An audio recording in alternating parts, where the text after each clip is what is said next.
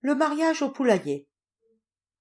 Petite Bébelle, qui a 5 ans, est allée chez sa mère Grand, au village, passer les mois de la belle saison, dans la maisonnette de pierre bleue adossée au cœur de l'église.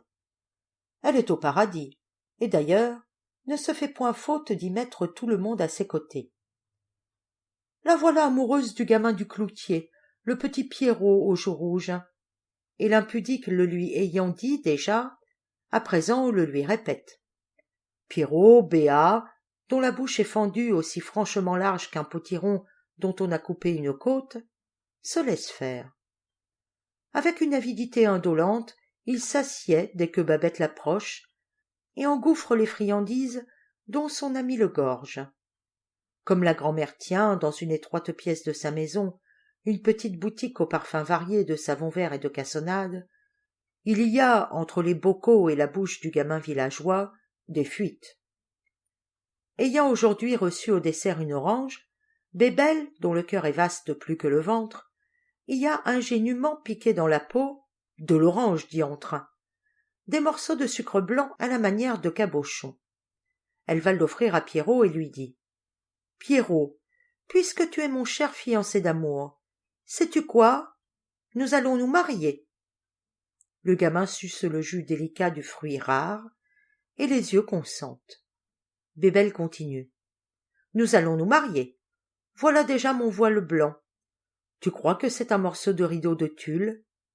Tu te trompes. C'est de la mousseline la plus fine, mon chéri. Je vais le poser ainsi sur ma tête. Pour aujourd'hui, je me passerai de couronne. Mais j'ai de la craie pour me faire des souliers blancs. Toi, tu es bien comme ça. Les hommes ne doivent pas être fades. Non, non, pas tous ces miroirs, ces parfums, ces petits pots. Je suis de mon avis, moi, tu comprends? Tu as fini l'orange? Conserve la pelure dans ta poche. C'est très bon, tu sais, de la pelure d'orange par petits morceaux. Et puis, vois-tu, on les écrase entre ses doigts, devant les yeux, ainsi. Cela fait pleurer et donne un beau regard. Pierrot, tu es un paysan, tu ne sais rien. Et cependant, tu n'es jamais étonné de ce que je te dis. Allons, je t'aime tout de même. Les maris ne doivent pas être trop malins. Y es-tu? Nous allons à monsieur le curé, demander de nous marier. N'aie pas peur, je le connais. Je l'entends jouer de la flûte dans son jardin le soir, pendant que nous soupons chez grand-maman. Viens, je te dis, pour l'amour de Dieu, ne marche pas avec tes pieds si fort en dedans. Je ne permets pas, entends-tu, je ne permets pas que les autres dames puissent prétendre que mon mari a les pieds en parenthèse. Pierrot, mon amour, que tu as l'air godiche. Viens que je t'embrasse. Attends, je relèverai mon voile. À présent, retombe-t-il gracieusement derrière moi? De la vraie Valencienne, ma chère, un héritage. Bébelle parle toujours. Elle continue à la cantonade, adressant à une foule invisible mais variée qui l'entoure des remerciements, des questions, des compliments. À droite, à gauche, elle sourit d'un sourire grave et rengorgé, et salue avec des révérences. Bébelle n'est jamais seule. Le monde entier est toujours à ses côtés qui la câline. Le couple, bras dessus, bras dessous, touche à la cure. Pierrot n'ose y entrer. C'est la fillette qui monte sur la borne de pierre au coin du seuil, bondit en l'air, et, en retombant, rattrape le cordon de la sonnette qu'elle tire ainsi de tout son poids. Elle ne ferait pas plus de bruit si elle avait à annoncer ici que le feu est à la cheminée, la mignonne garce. Et le curé, en sabots, vient ouvrir. Il tient son bréviaire à la main, dans les plis de son mouchoir à carreaux bleus. Ses besicles remontés sur son front, il demande quoi, étonné de ne trouver que ce petit monde à la porte après tout ce fracas, et cherchant des yeux du plus important par-dessus leur tête. « Eh bien, monsieur le curé, nous venons nous marier, » annonce Bébelle sans vergogne.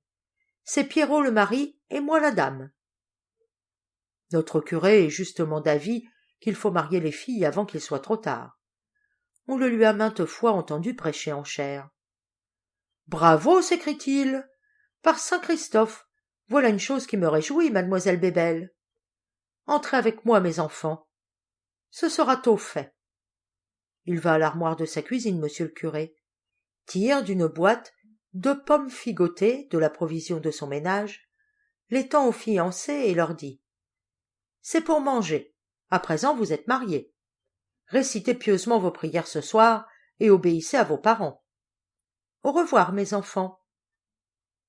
Les époux s'en vont. Pierrot est bientôt à la pomme tapée de Bébelle, qui la lui sacrifie, ainsi qu'à l'ordinaire, étant tout entière à ses projets de ménage. Est-ce qu'on a le temps de manger quand on est nouvellement en ménage?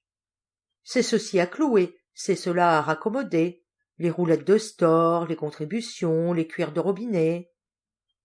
Vous croyez que ce n'est rien, vous autres? Bébelle en oublie déjà sa parure, et, à pas pressés, elle entraîne son mari dans la cour de sa mère grand, par l'allée de derrière. Car Bébelle a une idée qu'elle veut exécuter à l'instant. Armée de la brosse à long manche, avec des cris étouffés, elle fait sortir les poules du poulailler. Que celles venues au nid pour leur œuf de 4 heures le rentrent et se ferment le croupion, car elles doivent filer. Corbeille et perchoir, Bébelle a tout jeté à terre. À coups de balai, elle pousse dehors le tas de crottes blanches. Personne de la maisonnée n'a rien vu, rien entendu du manège.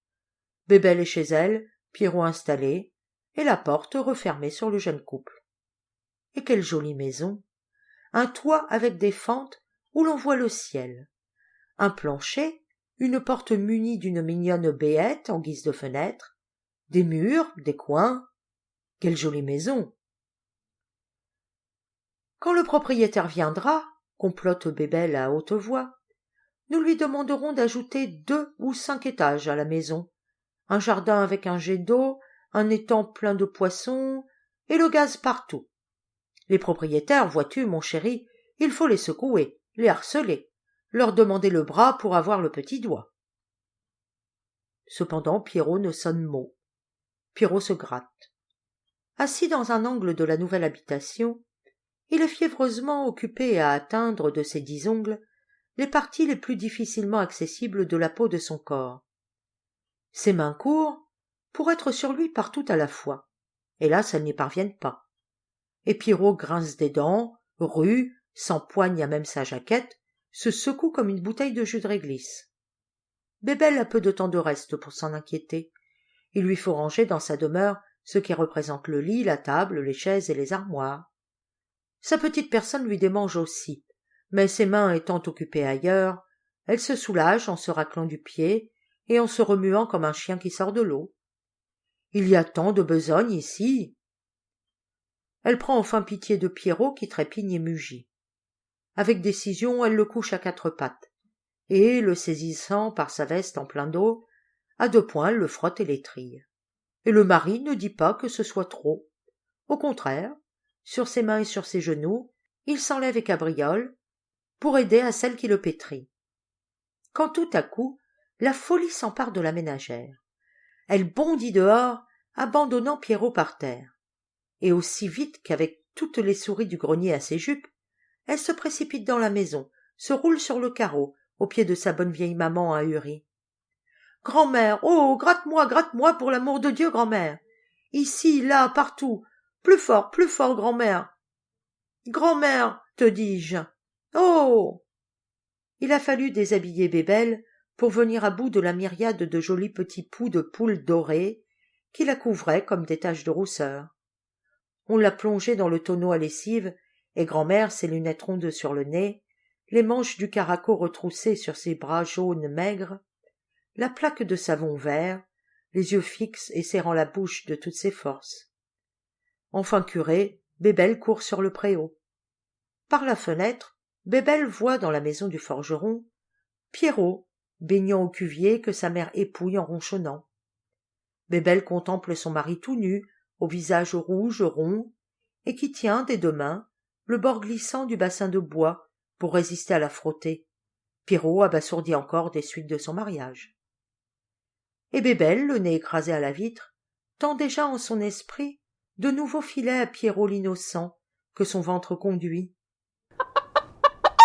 Tout aussitôt qu'ils sont mariés, les oreilles leur pendent d'un pied.